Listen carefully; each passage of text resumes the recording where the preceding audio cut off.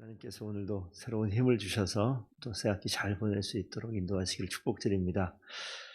예, 오늘 27장, 28장을 좀 함께 보겠습니다. 오늘 27장, 28장은 욥이 스스로 독백을 하듯이 하는 말처럼 등장을 하는 부분인데 오늘 2절 말씀을 좀 보시면요. 나의 정당함을 물리치신 하나님, 나의 영혼을 괴롭게 하신 전능자의 사심을 두고 맹세하노니. 이 전능하신 하나님을 뭐라고 표현하고 있냐면 나의 정당함을 물리치셨다. 나의 영혼을 괴롭게 하셨다. 지금 욥이 겪고 있는 이런 모습입니다. 욥기를 이제 계속 보고 있는데 우리가 이 땅을 살면서 겪는 일들을 욥은 여러 가지 표현하는 것 중에 이 표현이 좀 재미있죠. 나의 정당함을 물리치셨다. 나의 영혼을 괴롭게 하셨다. 자기의 정당함에도 불구하고 하나님이 나를 물리치신 그런 모습으로 표현하고 있어요. 내가 옳은데 하나님께서 나를 외면하고 있는 것 같은 그런 모습입니다. 그럼에도 불구하고 욥의 자세가 그 이후에 6절까지 나타나는데 나의 호흡이 아직 내 속에 완전히 있고 하나님의 숨결이 아직도 내 코에 있느니라. 창세기 보면 하나님께서 인간을 창조하실 때 그 코에 하나님의 생기를 불어넣으셨다. 내가 정당한 가운데 하나님이 나를 물리치시고 있는 것 같고 내 영혼을 괴롭게 하는 것 같지만 나의 호흡 가운데 여전히 하나님의 숨결이 계속해 있다라는 것을 얘기하죠. 결코 그 욥이 어려운 상황이죠. 정당함을 인정받지 못하는 그런 상황. 그럼에도 불구하고 욥은 결코 불의하지 않습니다. 그리고 하나님의 기대와 믿음을, 하나님에 대한 기대와 믿음을 여전히 가지고 있는 거죠. 하나님께 생명 주신 것에 대해서 흔들리지 않고 붙들고 있는 거예요. 그래서 5절에 뭐라고 표현하냐면 나의 온전함을 버리지 아니할 것이라. 내 공의를 굳게 잡고 놓지 아니할 것이다. 이게 이 상황을 바라보는 것이 아니라 하나님을 바라보는 거예요. 내가 겪는 어려움이나 내 영혼의 오늘 욥의 표현으로 따지면 내 영혼의 괴로움, 내가 정당함에도 불구하고 부당한 대우를 받는 이런 상황들. 그런데 그 상황을 바라보게 되면 정말 억울해요. 누구라도 억울합니다. 내가 왜 이런 대접을 받아야 되고 내가 왜 이런 처지에 있어야 되나. 이럴 때 그 모습을 바라보면요. 열이면 열, 다 분노하고 다 쓰러지고 다 그 가운데서 울분을 토할 수밖에 없어요.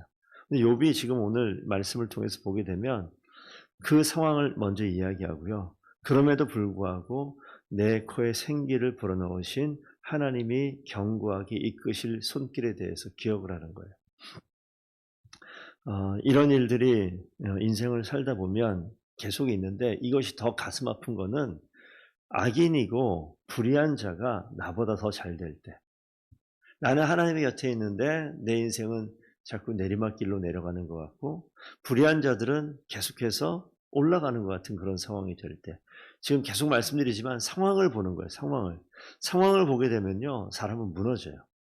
그 상황을 보다가 상황을 내려놓고 하나님을 바라볼 때 생명을 맛보기 시작하는 겁니다. 그래서 우리가 신앙생활할 때 가장 중요한 모습 중에 하나가 뭐냐면 오늘 주일날도 말했지만 사람의 말을 듣느냐 하나님의 말씀을 듣느냐, 상황을 바라보느냐 아니면 하나님의 일하심을 바라보느냐. 하나님의 일하심을 믿음으로 기대하며 계속 가는 거죠. 나를 창조하신 하나님, 고난 중이라도 여전히 하나님의 보호를 받고 있음을 고백할 때 그 고백이 나를 생명의 길로 이끌어가는 줄로 믿습니다. 그러니까 우리는 입술로 내 상황이 어떠함에 상관없이 하나님을 찬양하고 하나님을 고백하고 하나님을 인정할 때 내 영혼이 살아나요. 그리고 모든 상황을 극복할 만한 힘을 주님께서 주실 줄로 믿습니다. 그래서 그 환난의 과정 가운데 있는데 13절 가게 되면 욥이 이야기합니다. 악인이 나보다 잘 되는 것 같고 악인이 많은 것을 얻는 것 같은데 그 뒤에 보시게 되면 8절 먼저 볼까요? 불경건한 자가 이익을 얻었으나 하나님이 그의 영혼을 거두실 때는 무슨 희망이 있으랴. 지금 이 상황을 바라본다는 것과 이 불경건한 자들이 지금 이익을 맛보고 있는 것들은 다 똑같은 것인데 하나님의 눈으로 인생을 길게 보는 거예요. 내가 이 땅에서만 잠시 살다 떠나가는 것이 아니라 하나님께서 일하시는 크신 하나님을 생각할 때 하나님이 그의 영혼을 거두실 때에는 아무리 불경건한 자가 아무리 많은 이익을 얻고 아무리 잘 되는 것 같다 할지라도 마지막 때 영혼을 거두실 때 무슨 희망이 있으랴. 이 땅의 상황을 보는 것이 아니라 하나님의 일하심을 바라보는 거죠. 생명을 주관하신 하나님의 손길을 바라보는 거예요. 마지막 때 그들이 무슨 소망이 있으랴? 그러면서 13절 가시게 되면 악인이 하나님께 얻을 분깃 포악자가 전능자에게 받을 산업은 이것이라. 최후에 받을 산업과 분깃에 대해서 이야기하면서 그 14절 이후로 자손이 번성해도 칼을 위합니다. 자손의 죽음들을 이야기하는 것이고 후손은 음식물로 배부르지 못할 것이다. 후손의 굶주림을 이야기하고 남은 자들이 죽을 병이 돌 때 묻히리니 이 남은 자의 전염병이 임하는 것들, 그리고 재산을 의인에게 다 빼앗기는 내용들, 집이 소실되어지는 것들, 부가 소멸되어지는 것들, 두려움이 엄습하는 것들. 그래서 자 22절 보시게 되면 하나님을 그를 아끼지 아니하시고 그를 버릴 것이다. 하나님께서 버리신다는 거예요. 악인의 결국은 하나님의 손에서 노임받는 거예요.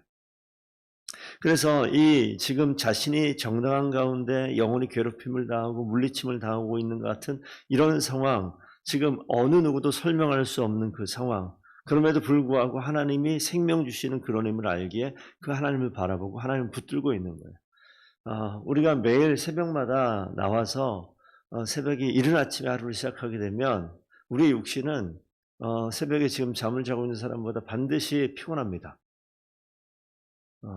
그리고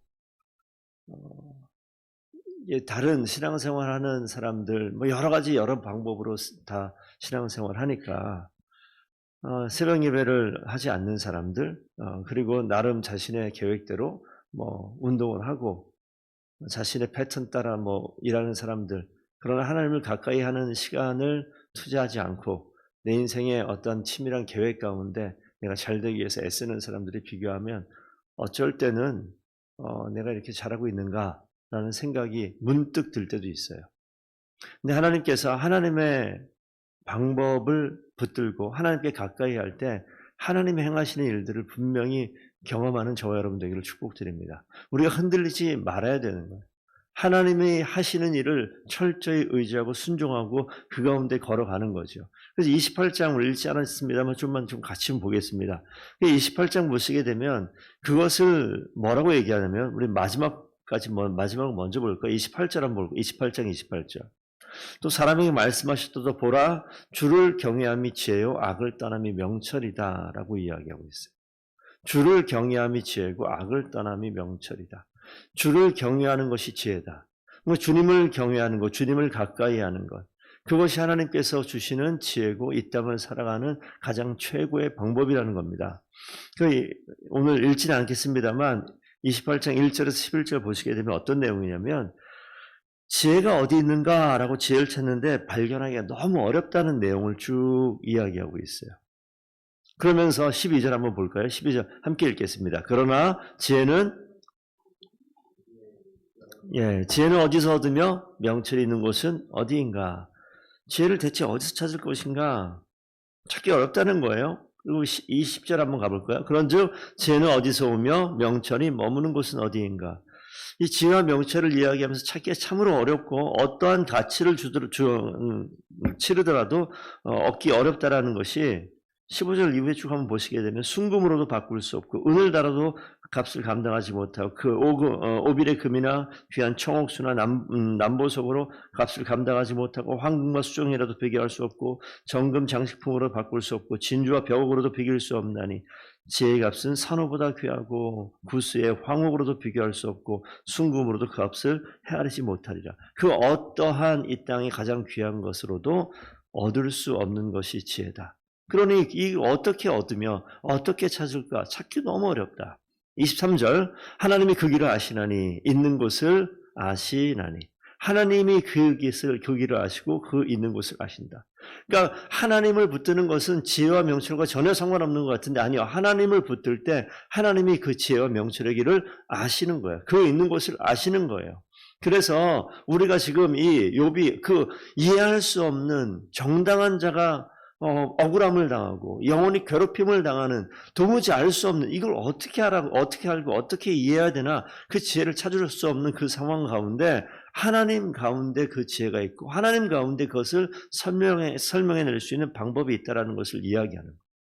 그러니까 세상의 그 어떤 것으로도 하나님의 지혜에 가까이 갈 수 없는 그 하나님의 지혜와 하나님의 명철을 지금 찬양하고 있는 거죠. 그렇기 때문에 나를 창조하신 하나님, 지금도 나의 숨결 가운데 계신 그 하나님을 내가 놓지 않겠고 악인이 어떠한 이익을 얻고 어떠한 상황 속에서 잘 된다 할지라도 그것은 진짜 지혜가 아니고 그것은 내가 따르는 길이 아니라는 것을 욥이 고백하고 있는 거예요. 이런 귀한 결단이 저와 성도님들 가운데 있기를 원합니다. 우리가 어떠한 상황이라도 하나님을 붙들 때 끝까지 붙들고 하나님의 지혜를 구하되 정답이 나올 때까지 머물면 그 하나님이 지혜를 아시고 명철을 아시는 하나님, 명철이 어디 있는지 아시는 하나님, 지혜가 어디에 길이 있는지 아시는 하나님께서 우리에게 길을 보여주시고 우리에게 그 명철을 얻을 만한 그 자리로 인도하시는 놀라운 역사가 있게 될 줄로 믿습니다. 그래서 우리가 말씀의 자리에 머무는 거예요. 그래서 우리가 말씀을 가까이 하는 거예요. 하나님을 가까이 하는 거예요. 주를 경외함이 지혜요 악을 떠남이 명철입니다. 오늘 이 말씀을 붙들고 오늘 하루도 하나님이 주시는 지혜와 하나님이 주시는 힘을 가지고 승리하는 귀한 성도들 되기를 축복드립니다. 기도하겠습니다.